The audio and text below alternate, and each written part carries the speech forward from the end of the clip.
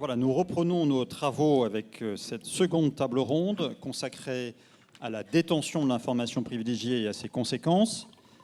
La détention de l'information privilégiée entraîne des obligations positives, l'obligation de communiquer dès que possible l'information, et des obligations négatives, les obligations d'abstention, d'utilisation, de recommandation, de divulgation. Là encore, de nombreuses questions se posent. Comment prouve-t-on la détention et l'utilisation d'une telle information? Quels sont les apports de la jurisprudence récente sur ce sujet? Comment les émetteurs s'organisent-ils pour répondre aux exigences de la réglementation en matière d'information privilégiée? Quelles procédures ces mêmes émetteurs mettent-ils en place pour assurer la circulation dans le strict cadre légal de cette information privilégiée? Pour répondre à ces questions et à d'autres, j'accueille nos 4 intervenants. Sophie Baranger, immédiatement à ma gauche. Vous êtes secrétaire générale adjointe et directrice des enquêtes et des contrôles de l'Autorité des marchés financiers. Thierry Gontard, vous êtes avocat associé au cabinet Simons & Simons, spécialisé en droit boursier et en contentieux boursier. À ma droite, Ulrika Delaunay-Weiss, vous êtes procureur de la République financier adjoint au PNF, Parquet national financier. Vous y êtes plus particulièrement en charge des dossiers de droit boursier. Aurélien Hamel, enfin, vous avez été jusqu'à une époque récente avocat, spécialisé notamment dans les sujets qui nous concernent, mais c'est aujourd'hui, en votre qualité de directeur juridique du groupe Total, que votre témoignage nous sera précieux. Après un premier tour de table sur ces sujets-là, nous nous focaliserons sur 2 points plus particulièrement. D'abord, la circulation de l'information privilégiée au sein de l'émetteur avec ses interlocuteurs du quotidien. Et puis, par ailleurs, l'obligation de communiquer dès que possible. Pour commencer cette table ronde, je donne la parole au régulateur pour connaître son point de vue sur le sujet. Quelles sont les sources d'information du régulateur? Quelles sont les techniques d'enquête? Quelles modalités de preuve? Merci Maxence. Bonjour à tous. Alors, dans cette matière, les aveux sont rares en pratique. Il faut quand même savoir que ça peut exister parfois et qu'il ne faut peut-être pas totalement écarter cette hypothèse parce que ça peut permettre, par exemple, au collège d'aiguiller un dossier, non pas vers la commission des sanctions, mais vers la composition administrative, en particulier pour les manquements les plus modestes.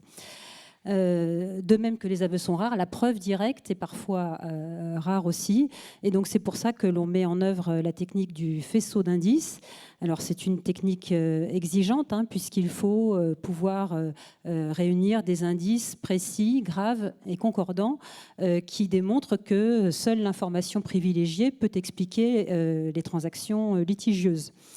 Alors, pour rassembler ces indices, on a toute une série d'éléments que l'on regarde et on exploite évidemment tous les faits qui se présentent. Alors, on examine par exemple les habitudes d'investissement de la personne. Est-ce qu'elle investit habituellement sur un secteur particulier ou est-ce qu'au contraire, le secteur dans lequel elle a investi est nouveau ? On regarde également la façon dont son compte titre a été ouvert. Est-ce que ce compte titre préexistait ou est-ce qu'au contraire, il vient d'être ouvert juste avant les transactions litigieuses? On regarde aussi, par exemple, la façon dont l'acquisition de titres a pu être réglée. Est-ce qu'il y avait des liquidités préexistantes ou est-ce qu'au contraire, des titres ont été liquidés rapidement pour pouvoir investir dans les titres litigieux? On regarde le canal possible de transmission de l'information. Est-ce qu'il y a une connexité avec des initiés primaires? Bref, on regarde toute une série d'éléments de faits. Et d'ailleurs, je dois signaler que les enquêteurs ont un droit de communication très large et peuvent obtenir vraiment beaucoup d'informations, quel que soit leur support. Et donc, sur la base de différentes sources d'informations qui vont être exploitées. On va monter ce faisceau d'indices. Alors les sources, elles sont évidemment multiples. Bien entendu, on interroge en premier lieu, lorsqu'il s'agit d'une information privilégiée, l'émetteur et ses conseils pour dater précisément l'information privilégiée, tracer quelle personne, via la liste d'initiés, a pu avoir, très important, la liste d'initiés, a pu avoir accès à telle ou telle information, à quel moment. On regarde les réseaux sociaux, bien entendu, pour essayer de faire des liens liens entre les personnes, on regarde les liens entre les différents investisseurs pour voir s'il n'y a pas de connexité avec les initiés. Bref, toute une série d'éléments qui nous permettent donc de monter ce faisceau d'indices. Alors les indices, le plus souvent, ils sont au minimum de 3 et souvent sont plus nombreux que 3. Et donc ce qui est évidemment précis, qui ressort dans des décisions de la commission des sanctions, c'est que la commission des sanctions examine un à un chacun des indices. Alors en écarte parfois, en estimant qu'ils ont pu être équivoques. Encore une fois, je reviens sur ce que je disais au début. La technique du faisceau d'indices est vraiment extrêmement exigeante en termes de démonstration de preuves. Et donc parfois, la commission des sanctions écarte certains indices. Ça peut même parfois faire tomber un grief.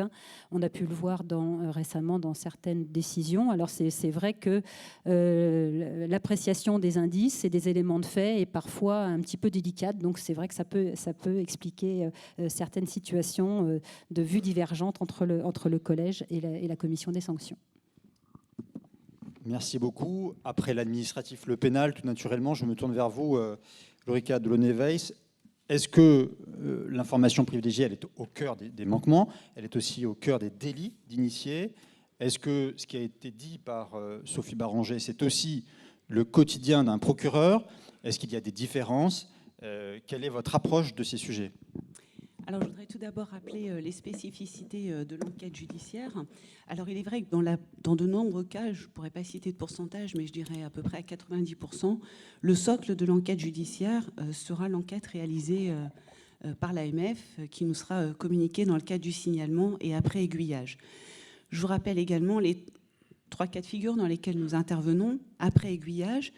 Suite à un dépôt de plainte par une partie, je rappelle à cette occasion, parce qu'on vient d'être confronté à ce cas de figure, qu'une plainte avec constitution de partie civile n'engage pas en fait l'action publique depuis la réforme qui est intervenue en 2016. Et le 3e cas, c'est sur initiative du PNF.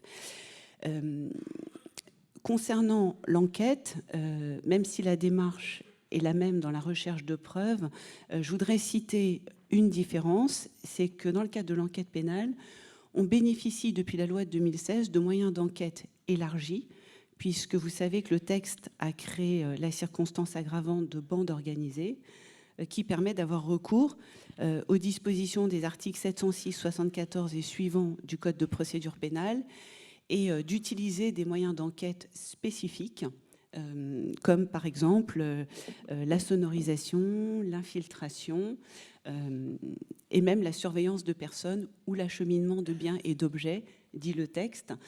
Donc c'est une réforme extrêmement importante. Nous avons également, par le biais de la coopération judiciaire internationale, la possibilité d'effectuer des investigations à l'étranger. Je sais que c'est également le cas dans le cadre de l'enquête administrative où il y a un recueil de preuves et d'informations extrêmement important et très dense qui nous est communiqué après aiguillage dans le cadre de l'enquête effectuée. Néanmoins, dans le cadre pénal, on a également la possibilité, outre d'entendre des témoins par exemple, d'effectuer des perquisitions et notamment des saisies en lien avec les faits poursuivis. Je dirais que les 2 autres différences notables entre l'enquête administrative et l'enquête pénale, c'est que nous avons la possibilité de faire des saisies, notamment patrimoniales, ce qui est extrêmement important dans le cadre des peines qui pourraient être prononcées ultérieurement. La 2e différence, c'est que nous pouvons élargir le champ des investigations également aux personnes susceptibles d'être poursuivies du chef de blanchiment et de recel. C'est-à-dire qu'on ne s'intéressera pas uniquement aux initiés, aux personnes qui ont commis des abus de marché, mais également à la sphère qui a pu bénéficier en fait de ces profits illicites.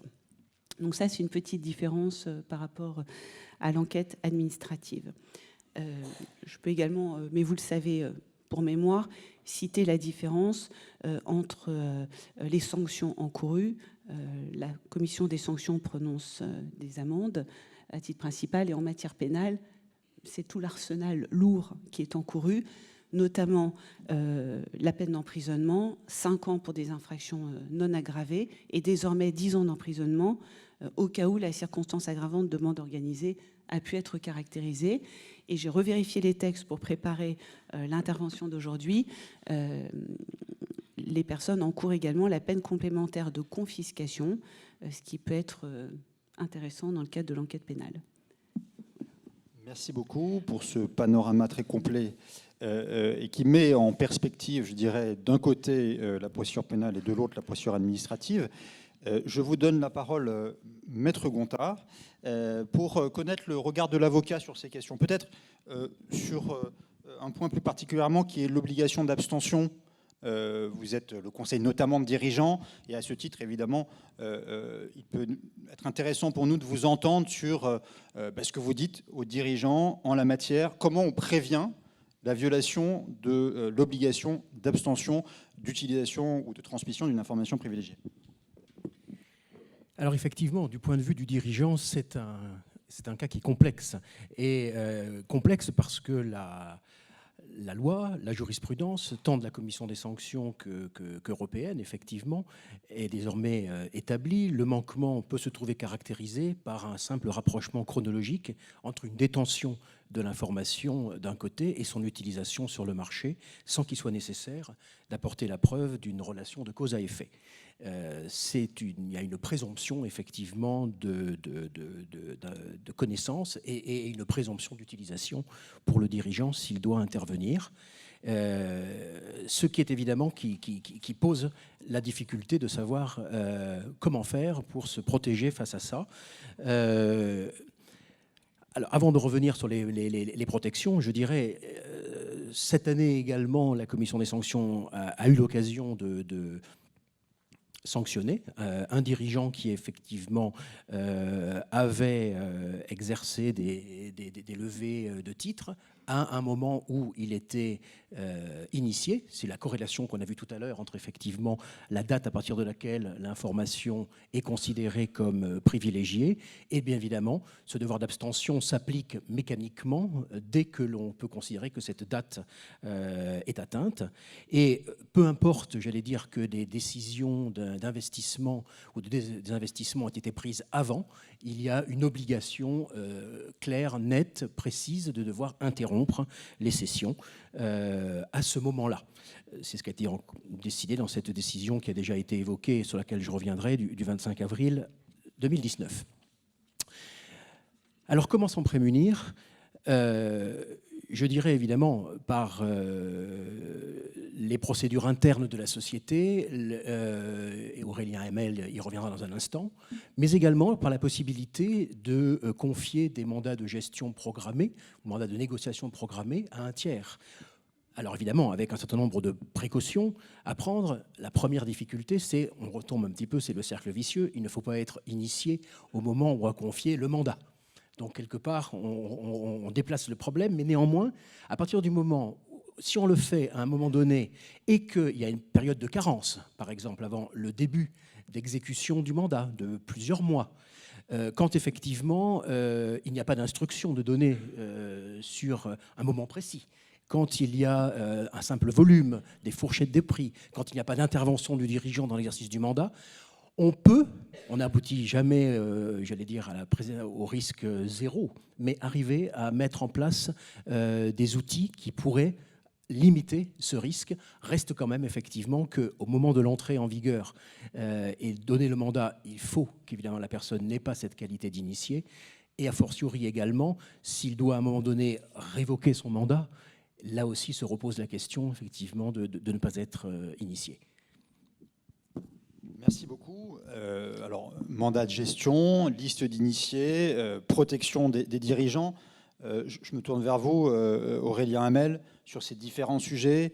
Est-ce que vous pouvez nous parler des procédures qui sont mises en place au sein de votre groupe pour vous assurer de la remontée de l'information? Comment sont gérées les listes d'initiés?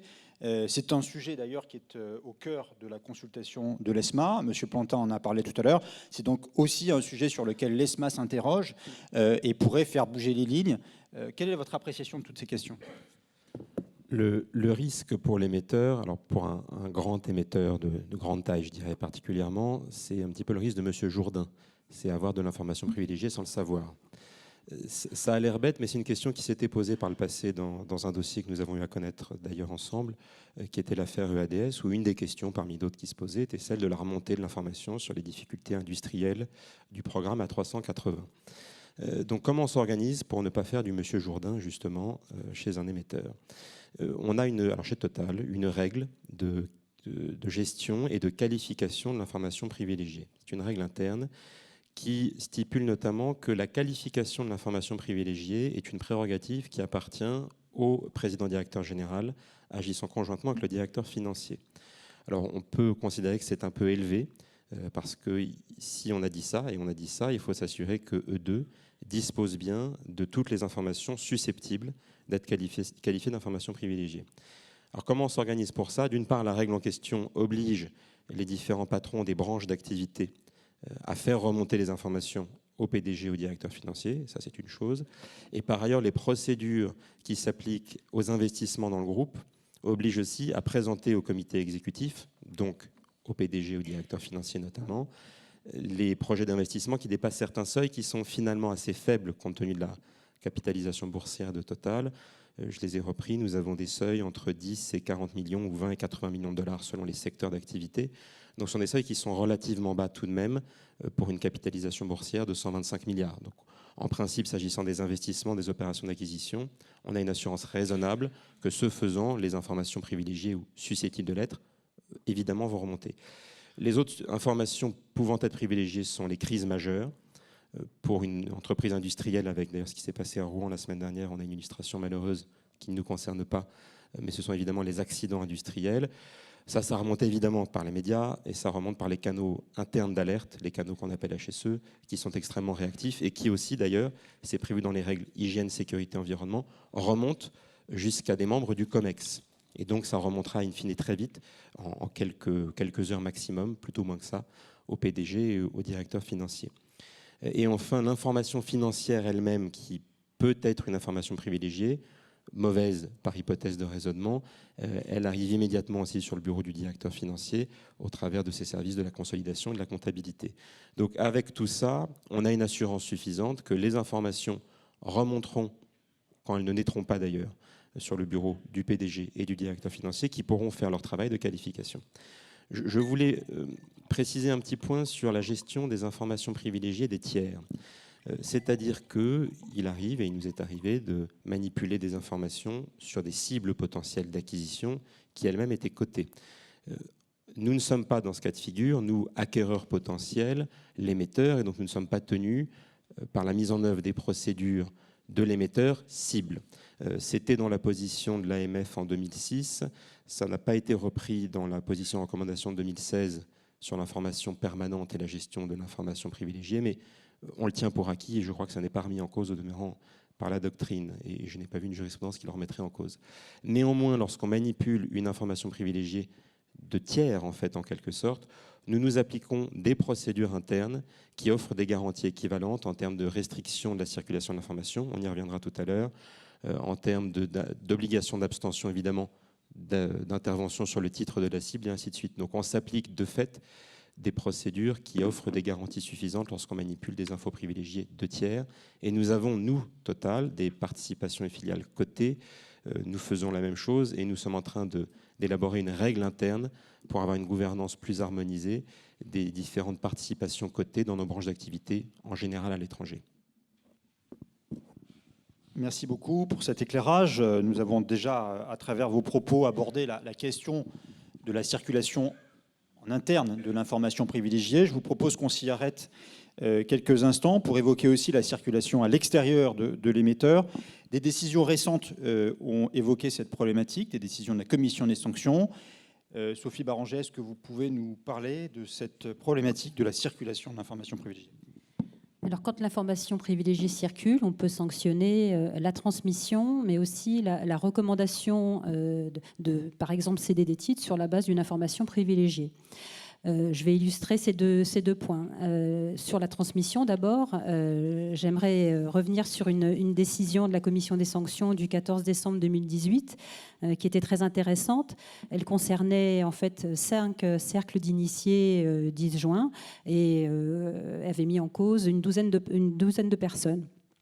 Et dans cette décision, la Commission des sanctions avait fait un traitement différencié en fait entre 2 personnes d'un même cercle, 2 frères en fait, qui avaient été en contact avec l'information privilégiée.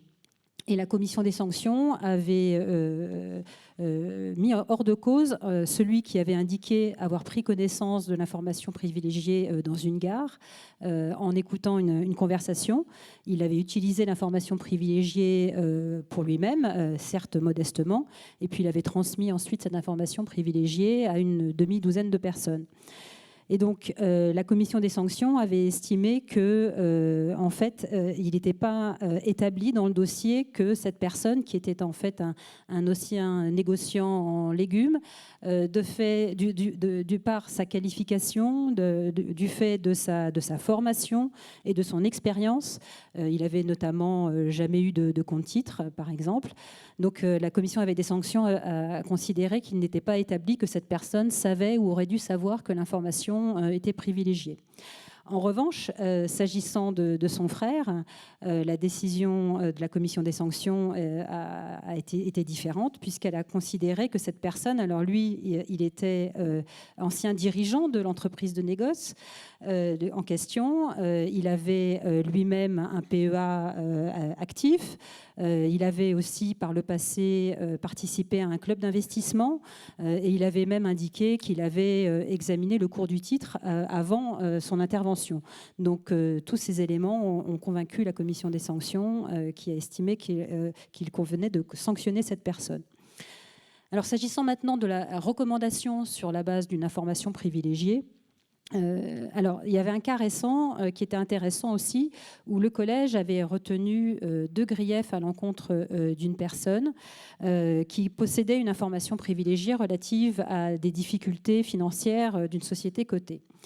Et la Commission des sanctions, dans sa décision du 21 décembre 2017, avait suivi le collège et sanctionné cette personne pour avoir, d'une part, recommandé à la personne qui gérait ses comptes d'assurance vie de céder des titres, d'une part, et d'autre part, le deuxième manquement, il avait directement utilisé cette information privilégiée en cédant lui-même des titres qu'il détenait dans une société personnelle.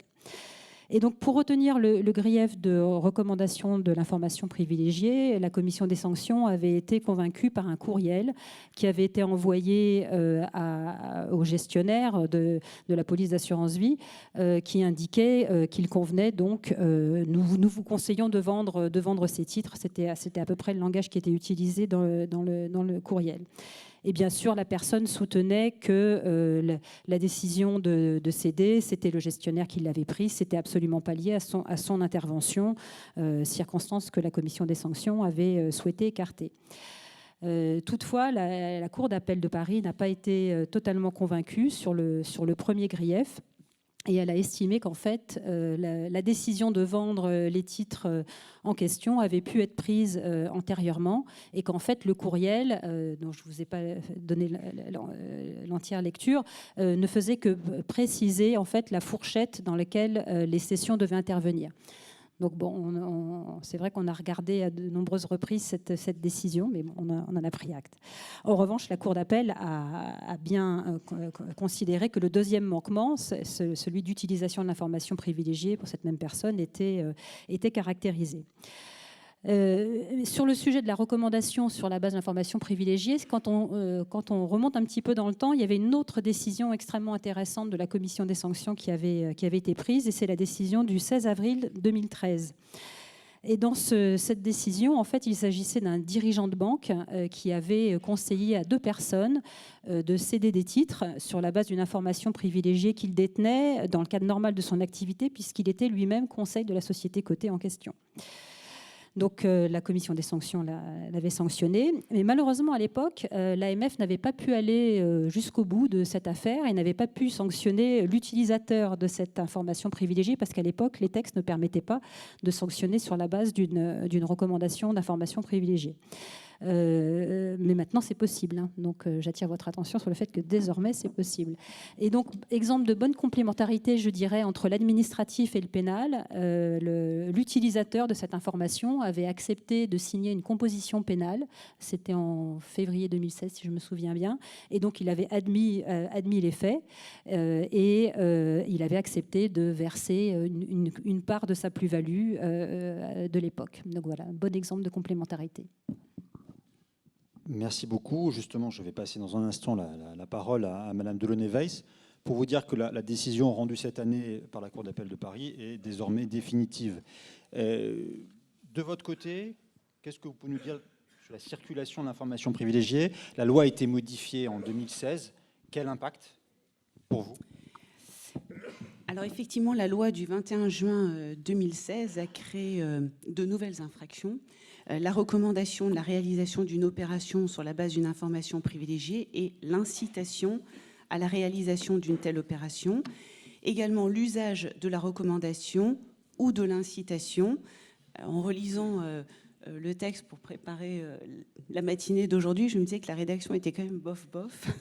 L'usage de l'incitation, c'était pas très français.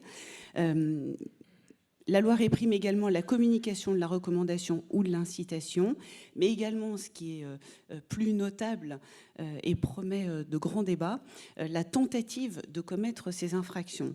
Donc, par exemple, la tentative de communication d'une incitation, ce qui s'avère quand même, à mon avis, dans le futur, relativement difficile à détecter. Donc voilà pour les nouveautés. À ma connaissance, pas d'enquête pénale en cours encore sur ces nouvelles infractions créées par la loi du 21 juin 2016. En revanche, quelque chose de notable concernant la preuve et l'enquête pénale, si on peut faire une comparaison entre les manquements d'initiés et les infractions, ça porte, à mon avis, sur l'élément moral. Puisque nous, il y a un texte général qui s'applique, c'est l'article 121-3 du Code pénal, qui rappelle que l'ensemble des abus de marché sont des délits intentionnels. Il ne peut pas s'agir d'infraction d'imprudence ou de négligence. Donc c'est vrai que c'est comme si ce texte élevait, entre guillemets, le niveau d'exigence en matière de preuve. Également, concernant les nouvelles infractions que j'ai citées, créées par la loi de 2016, et notamment les délits d'usage de la recommandation ou de l'incitation, ou de communication d'une recommandation ou d'une incitation, le législateur a ajouté dans le texte qu'il fallait que l'infraction soit commise en sachant qu'elle était fondée sur une information privilégiée.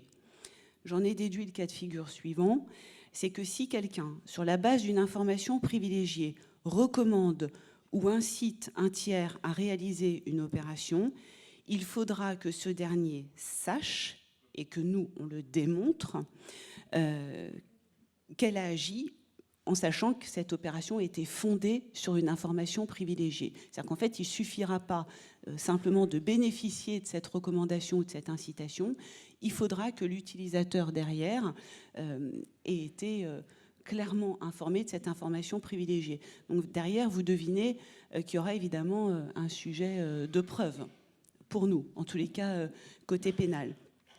Un rappel rapide, c'est qu'en matière d'enquête judiciaire, l'article 427 du Code de procédure pénale dispose que la preuve est libre. Donc, les moyens de preuve restent quand même, on va dire, extrêmement vastes. Encore faut-il les trouver. Je voudrais juste appeler votre attention sur un jugement qui a été rendu le 18 mars 2019 par la 32e chambre du TGI de Paris, mais qui n'est pas définitif et qui est, à mon avis, une des rares décisions où le tribunal motive en évoquant la notion de faisceau d'indices, qui en principe est étrangère à la procédure pénale. Je vous cite juste la motivation. Le juge pénal, à défaut de preuves matérielles distinctes et en application des dispositions de l'article 427 du Code de procédure pénale, donc la notion de preuve libre, peut établir la détention d'une information privilégiée au moyen d'un faisceau d'indices graves et précis et concordants, duquel il résulte que seule la détention d'une telle information peut expliquer les opérations réalisées par la personne prévenue, sans que celui-ci ait à définir précisément la captation de l'information privilégiée dont il s'agit. Donc c'est une décision très intéressante qui cite explicitement la notion de faisceau d'indices, mais qui fait l'objet d'un appel, donc il faudra suivre la décision qui sera rendue. Juste terminer sur un point. 2 jugements de condamnation sont intervenus en septembre 2014 et novembre 2015 pour délit d'initié et méritent d'être évoqués, toujours sur comment établir la circulation de l'information et la notion d'imputabilité. J'ai relu l'analyse du tribunal dans ces 2 décisions. À chaque fois, on est dans une interprétation in concreto, c'est-à-dire que le tribunal va, paragraphe par paragraphe, confronter les circonstances de fait aux critères de l'information privilégiée, vraiment en rapprochant la notion juridique des faits. Est-ce qu'il s'agit d'une information précise? Et là, le tribunal va motiver par les éléments de fait. Est-ce qu'il s'agissait d'une information publique ou pas? Est-ce qu'il s'agissait d'une information influente ou susceptible d'influer le marché? Et à aucun moment, ces jugements-là n'ont évoqué la notion de faisceau d'indices. Donc, c'était des décisions assez classiques. Et là, cette décision du 18 mars 2019 apporte un nouveau type de motivation. Voilà ce que je pouvais dire là-dessus. Un glissement vers la méthodologie de la commission des sanctions. Alors, on peut parler d'un glissement, une inspiration assez forte et assez directe. Absolument. Je vous remercie pour ces propos éclairants. Je passe la parole à Maître Gontard sur ce sujet. Peut-être des points plus spécifiques peuvent nous intéresser. L'une des décisions qui a été évoquée posait la question du cadre normal des fonctions qui a été évoqué par Madame Trick dans son discours. C'est un sujet qui a donné lieu à des débats devant la commission. Et puis un autre sujet qui est aussi dans l'actualité de l'ESMA, ce sont les sondages de marché. L'ESMA nous a dit vouloir y réfléchir et avoir 1000 sujets sur la table dans le cadre de la consultation. Est-ce que sur ces 2 aspects, peut-être d'autres, vous pouvez nous faire part de vos observations? Juste un mot pour reprendre ce que disait Madame Delaunay-Weiss à l'instant. Il y a un glissement effectivement vers la méthodologie du faisceau d'indices. Je note également dans une décision récente de la commission des sanctions l'application de l'idée selon laquelle la personne savait ou aurait dû savoir. Donc il faudra voir aussi s'il y a glissement dans cette direction ou comment administrer la preuve sur la personne aurait dû savoir, puisque dans cette affaire, il s'agissait d'un DRH sur la base d'une discussion avec un directeur financier. Et on peut considérer qu'à raison de la qualité de la personne, elle aurait dû savoir. En tous les cas, ce sera intéressant de voir des évolutions dans ce domaine. Alors, pour répondre à votre question, effectivement, la commission des sanctions s'est penchée pour la première fois cette année sur effectivement la question du cadre normal des fonctions, puisque une divulgation d'informations privilégiées n'est pas répréhensible si cette divulgation a lieu dans le cadre normal de l'exercice d'un travail, d'une profession ou de fonction. C'est l'article 10 du règlement MAR qui l'indique. Donc, dans cette affaire qui a donné lieu à décision du 25 avril 2019, si on revient un peu sur les faits, parce que c'est important de les porter à la connaissance et de les apprécier, lors d'un trajet en Eurostar, encore une question de train, il y avait un quai de gare et là c'était l'Eurostar. Un collaborateur, on va l'appeler A, d'une banque d'affaires, prend fortuitement connaissance d'éléments relatifs à un projet d'acquisition en apercevant l'écran de téléphone portable de la personne assise à côté de lui. Et il se trouve que cette personne est également un banquier connu et qui s'avère être le conseil donc, de l'acquéreur envisageant. Concomitamment, ce collaborateur A envoie par email les bribes d'informations qu'il aperçoit à un responsable du secteur d'activité concerné au sein de la banque qu'il emploie. Et par la suite, ce responsable lui-même diffuse ces éléments à une douzaine de collaborateurs de son département à l'intérieur du même périmètre au sein des banques de la barrière d'information et selon une procédure bien établie.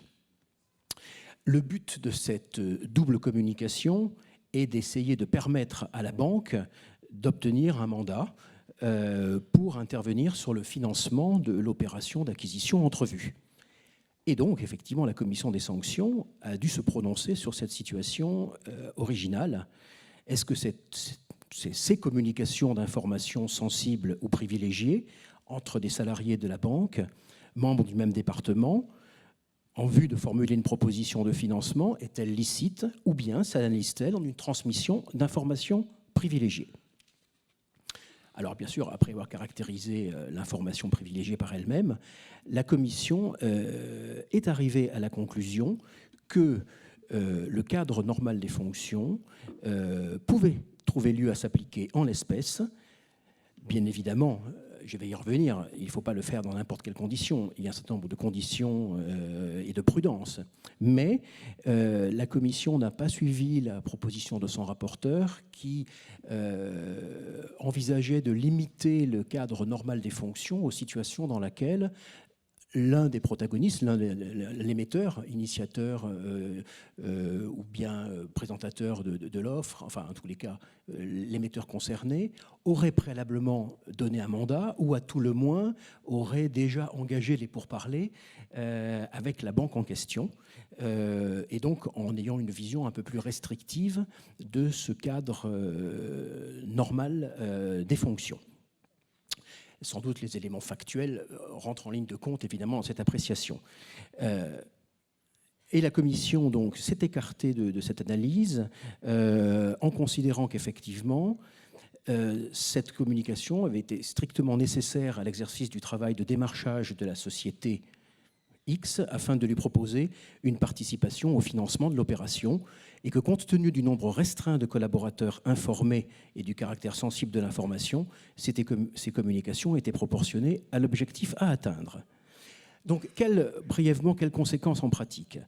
Bien évidemment, application d'un principe de proportionnalité, il ne s'agit pas de diffuser à 50 000 personnes au sein de la banque une information sensible ou privilégiée. Et il faut évidemment donc bien prendre en considération que ce sont des personnes, il y a un mot anglais qui vient à l'esprit, ont reçu cette information sur une base du need to know, ceux qui avaient besoin de l'avoir à des fins effectivement de proposition d'un service.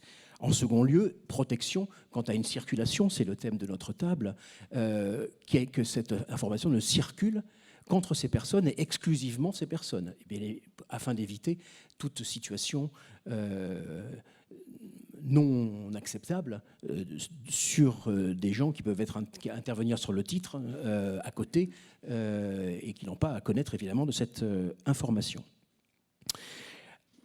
Et il n'en reste pas moins que derrière cette question peut se poser une question d'ordre éthique ou déontologique sur laquelle j'invite sans doute les compliance officers, déontologues à se pencher, qui est effectivement de clarifier en interne au sein des banques quelle information peut-on dans ces cas-là utiliser, laquelle ne peut-on pas utiliser, même à des fins d'obtention d'un mandat. Je pense qu'effectivement, il y a en ces périodes où les anglo-saxons appellent culture, c'est-à-dire effectivement des comportements, il y a matière pour, j'allais dire, la place et un certain nombre les acteurs à réfléchir effectivement à des bonnes pratiques, mais néanmoins effectivement les textes sont ce qu'ils sont. Merci beaucoup. Je vous ai coupé. Les sondages de marché, ce sera pour l'année prochaine peut-être, mais le sujet du cadre normal des fonctions nécessitait le temps que vous y avez consacré. Je vous en remercie. Je passe la parole à Aurélien Hamel sur cette problématique-là. Vous avez déjà, dans vos propos, évoqué l'interne. Il y a le sujet de la sécurisation de l'information privilégiée en interne et aussi à l'extérieur avec les interlocuteurs du groupe. Comment les choses se passent-elles ? Alors, comment gérons-nous la circulation de l'information privilégiée? Et ça renvoie à la règle dont je vous parlais déjà lors de la première intervention. Déjà, il y a une chose assez simple, c'est de faire un choix entre le respect du droit boursier et le respect du droit du travail.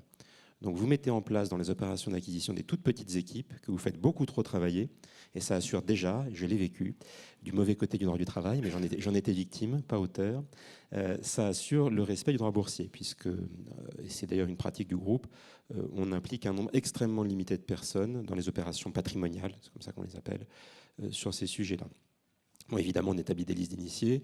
Et ensuite, il y a tout un tas de procédures en place et de pratiques comportementales. Alors, je renvoie à ce que vous disiez. Et les outils nous aident à ça, parce qu'il faut que les outils soient aussi adaptés aux règles que l'on met en place.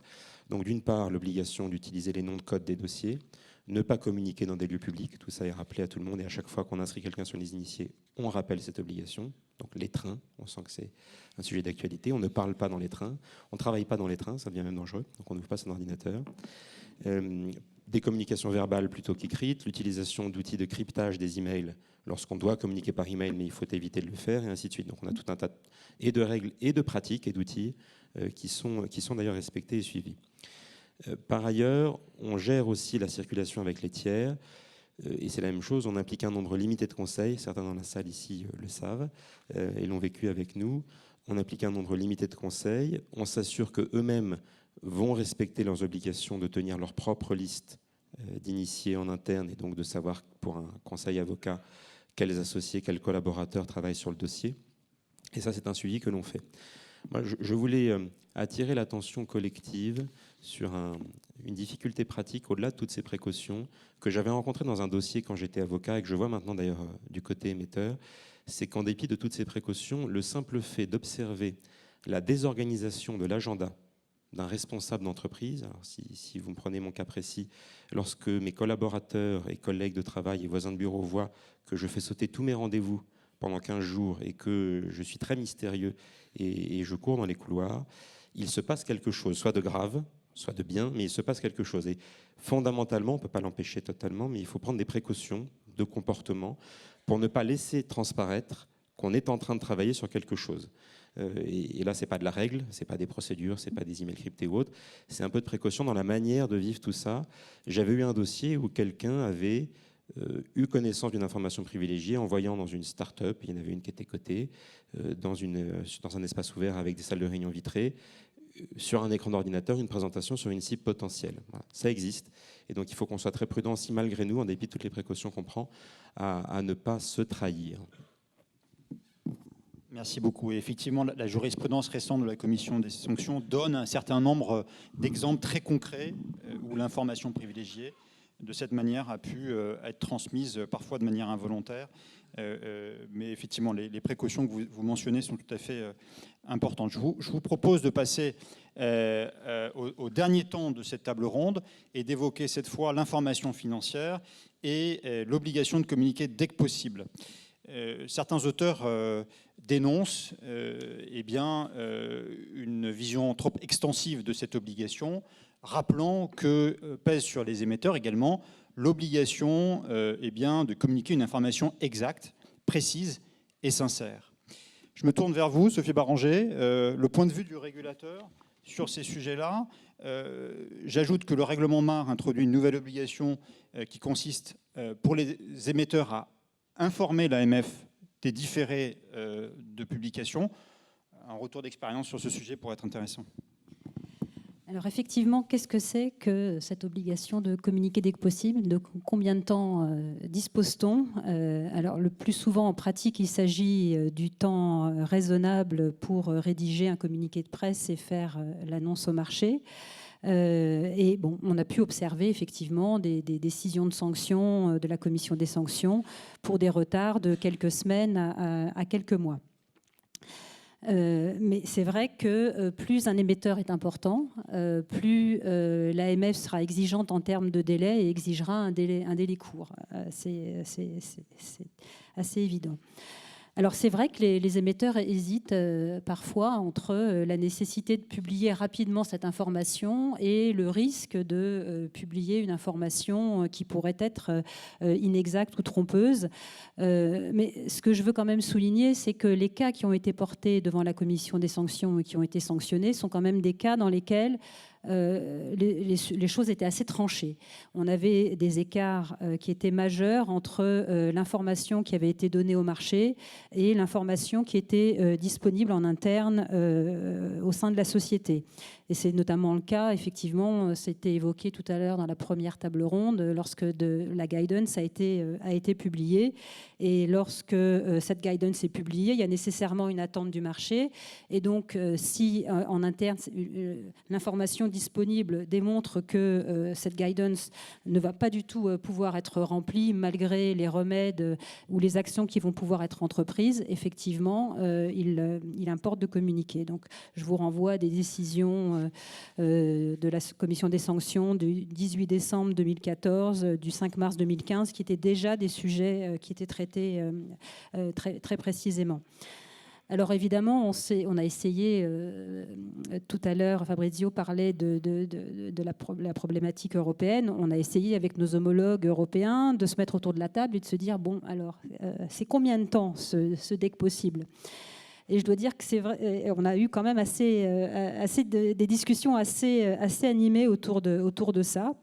Alors, si vous prenez par exemple la doctrine au Portugal, la traduction de la transposition des anciens textes MAD, c'était de dire c'est immédiat. Donc pour les Portugais, c'est immédiat. Nos Suédois nous ont donné une sanction qui avait été publiée pour un retard de 15 heures. En heures, ça se comptait en heures chez les Suédois. Chez les Danois, eux, ils nous ont fait état d'une décision de sanction pour un retard de 1 jour. Donc moi, j'évoquais tout à l'heure les retards sanctionnés par la commission des sanctions à partir de quelques semaines. Donc je rassure les émetteurs, l'AMF autour de la table n'est pas la plus exigeante en la matière. Mais il faut quand même avoir en tête qu'il y a quand même des débats très, très nourris et ça pourrait peut-être impulser des évolutions à l'avenir. Et donc, ce qui était aussi évoqué tout à l'heure, et par Madame Trick dans son propos introductif, c'était donc on a cette obligation de publier dès que possible, mais il y a quand même une possibilité de différer lorsque certaines conditions sont remplies, et notamment la possibilité de ne pas induire évidemment le public en erreur. Hein. Il faut avoir un intérêt légitime à différer cette publication. Et il faut pouvoir préserver cette confidentialité. Alors concrètement, quand on examine l'aspect intérêt légitime, ça a été évoqué tout à l'heure par M. Hamel aussi, bien entendu, le plus souvent, il s'agit de conserver la confidentialité d'acquisition, de négociation de contrats importants qui sont en cours, afin de préserver tous les leviers de négociation. Ça, on l'entend évidemment bien. Ne pas induire le public en erreur, ça aussi, on l'a rappelé, par exemple, dans des cas où l'information qui est donnée au marché, le consensus qui est par exemple établi, montre un écart important entre ce que la société possède comme information et ce à quoi légitimement s'attend le marché. Et préserver la confidentialité, là aussi ça a été évoqué tout à l'heure de façon incidente. Bien entendu, on regarde pour cet aspect-là ce qui est de l'information qui a été publiée, soit par les analystes, soit qui existe dans la presse à ce sujet. Au sujet de l'information privilégiée, bien entendu, lorsqu'il y a une fuite, il importe de publier sans délai. Alors pour terminer, effectivement, je voudrais insister sur cette nouveauté en fait de marque qui ne semble pas tout à fait bien comprise encore et bien assimilée jusqu'à présent par les émetteurs. C'est effectivement l'information de l'AMF du fait que l'information publiée a été différée. L'information privilégiée a fait l'objet d'un différé. Donc effectivement, lorsque il y a eu ce différé et lorsque l'émetteur publie cette information, il doit prévenir l'AMF que cette information a fait l'objet d'un différé. Il y a d'ailleurs une boîte mail dédiée sur le site de l'AMF pour recevoir cette information. Et d'ailleurs, cette information est importante puisque ensuite l'AMF peut pouvoir interroger l'émetteur pour savoir pour pouvoir obtenir les justifications de ce différé. Est-ce que les 3 conditions dont j'ai parlé tout à l'heure étaient satisfaites, et donc l'information et la justification point par point peut être demandée. Donc, le fait d'effectuer d'ailleurs cette documentation, peut-être que M. Hamel pourra nous donner son témoignage, mais au fur et à mesure que l'information privilégiée naît et on décide de la différer, il est probablement plus efficace ou plus simple de faire cette documentation très précise qui est requise par les textes au fur et à mesure, plutôt qu'une fois que l'AMF pose la question. En général, on a une qualité d'information qui est moindre lorsqu'on fait cet exercice après coup. L'autre dernier petit point en lien avec ce différé sur lequel je voudrais insister, c'est qu'effectivement, donc la boîte mail dont j'évoquais tout à l'heure, qui recense tous les différés de publication, on s'est rendu compte que finalement le nombre était quand même assez faible. Si je reprends les chiffres, pour 2017, on n'a eu que 140 informations. Pour 2018, 150. Ça veut dire qu'il n'y aurait eu que 150 informations pour tous les émetteurs confondus de la place de Paris, qui ont différé la publication d'une information privilégiée. Honnêtement, ça nous semble a priori assez peu. Donc, je voudrais effectivement souligner cette nécessité de bien procéder à cette information, et tout en ayant aussi bien en tête la distinction entre 2 dates différentes qui doivent être aussi bien suivies en interne par les émetteurs. La première, c'est la date à laquelle naît l'information privilégiée. La seconde, c'est la date à laquelle je prends la décision en interne de différer la publication. Et il peut y avoir un certain délai entre ces 2 dates. Et on s'est rendu compte que parfois ces 2 dates étaient confondues, ce qui peut avoir des conséquences préjudiciables, puisque derrière on établit des listes d'initiés à la mauvaise date, etc. Et on peut donc perdre l'information. Donc effectivement, ça a été mentionné rapidement tout à l'heure, mais je vous invite vivement à consulter le guide de l'information permanente et de la gestion de l'information privilégiée, qui est publié sur notre site et qui revient très en détail sur tous ces éléments. Merci beaucoup. Les exigences du régulateur des textes ont été rappelées. Je me tourne naturellement vers vous, Aurélien Hamel. Comment elles sont perçues, appliquées par un groupe comme le vôtre ? Alors, la première interrogation, effectivement, c'est celle de comprendre la portée des termes « dès que possible ». Que signifie publier dès que possible une information privilégiée ? C'est manifestement une appréciation au cas par cas en réalité. Il faut un temps raisonnable pour comprendre qu'on a une information privilégiée, l'identifier, peut-être la préciser avant de savoir si on la publie d'une part ou si on en diffère la publication d'autre part. Et je reviens d'ailleurs sur ce que vous disiez, Madame Baranger. Effectivement, il y a peut-être peu de communication différée d'informations privilégiées. On en a fait, donc je vous enverrai les acquis de réception, mais on en a fait. Simplement, je pense que ce règlement aussi incite à communiquer plus vite peut-être. Et j'ai eu des discussions en interne où on se dit, bon, bah, écoutez, maintenant qu'on a ça, le différé ne tient pas, donc on communique. Voilà. Et donc ça incite en réalité, et ça a peut-être un effet sur le nombre de différés, ça incite à communiquer peut-être plus qu'avant. Si je fais une analogie en droit européen d'ailleurs, comparer n'est pas raisonné, mais en matière de données personnelles, on est déjà face à des obligations compliquées où on doit communiquer une fuite de données personnelles, c'est le RGPD. Les termes exacts sont le plus rapidement, je crois, et c'est dans les meilleurs délais et, si possible, je cite le texte, 72 heures plus tard, au plus tard. Bon, ça, c'est pas un critère de parangonnage précis, mais on voit bien qu'on est dans le registre de quelques jours tout au plus, et peut-être moins dans certaines juridictions, et on voit qu'on est finalement bien en étant coté à Paris sous le regard raisonnablement bienveillant de l'AMF. Et enfin, c'est normal. Et enfin, je rebondis sur ce que vous disiez. Lorsque nous avons différé la publication d'informations privilégiées, nous avons pris grand soin à documenter au fil de l'eau, donc plusieurs fois, dans le cadre d'une opération, la réunion des conditions de différé de publication, l'intérêt légitime, l'absence de risque d'induire le public en erreur et le maintien de la confidentialité. Et en faisant ça, d'une part, ça nous oblige à nous poser la question, donc c'est une vertu comportementale, je me repose la question en faisant ce travail, est-ce que je suis bien sûr que je suis encore dans le cadre du différé ? Donc ça a cette vertu interne. Et puis par ailleurs, ça permet de documenter si la question est posée et de justifier de la manière dont on a perçu tout ça. Donc ça a beaucoup de vertus et c'est effectivement ce que nous faisons. Voilà comment nous gérons, nous, cela.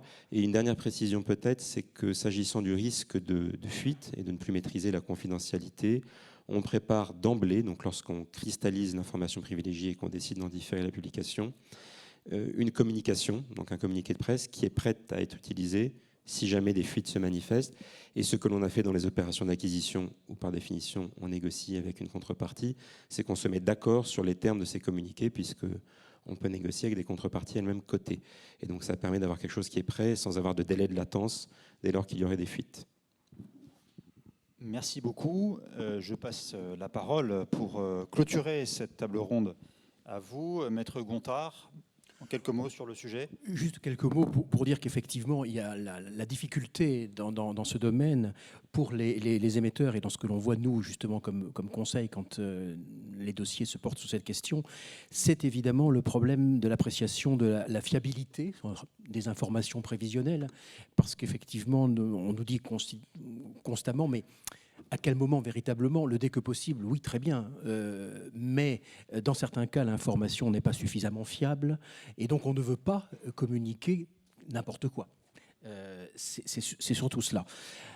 J'ai envie de dire qu'à la lecture des décisions de 2015 et dans mon expérience, je pense que l'important, c'est la tendance, c'est le décalage entre l'objectif qui a été communiqué au marché, ou les dernières informations au marché, et les données prospectives en interne, la tendance. Si effectivement on se retrouve, et ça a été aussi dit dans une des décisions, quand ça ne cesse de s'aggraver, et quand on se retrouve, deuxième terme important, dans l'impossibilité d'atteindre l'objectif qui a été précédemment communiqué ou ce qui avait été communiqué au marché de manière générale. Il me semble qu'avec ces deux éléments, on peut trouver quand même un chemin, mais évidemment, dans un certain nombre de cas, c'est très compliqué à apprécier au niveau factuel. Merci beaucoup, Maître. Je me tourne à présent en direction de la salle pour recueillir d'éventuelles questions aux intervenants. Des micros sont à la disposition. Il n'y a pas de candidat aux questions. Le thème a été parfaitement assis. Voilà. Bonjour. J'ai une question quant à la qualification. Vous avez évoqué la responsabilité de l'émetteur à qualifier une information de privilégiée. Et par ailleurs, on a entendu qu'au moment des enquêtes, la possibilité qu'une personne aurait dû savoir que l'information était privilégiée. Donc je voudrais savoir comment on réconcilie l'écart entre la responsabilité éventuellement de l'émetteur à qualifier et la responsabilité d'une personne à savoir que l'information était privilégiée. Alors, je me tourne vers Madame Delaunay-Weiss ou Madame Baranger. C'est une question pour... Je veux bien essayer de répondre rapidement. La responsabilité de l'émetteur, elle peut être mise en cause, par exemple, lorsque l'information privilégiée qui est née en son sein n'a pas été rendue publique dès que possible. Donc c'est le sujet que l'on évoquait dans ce dernier tour de table ronde. L'émetteur, il est compliqué d'essayer d'argumenter devant la commission des sanctions que l'émetteur ne savait pas que l'information était privilégiée.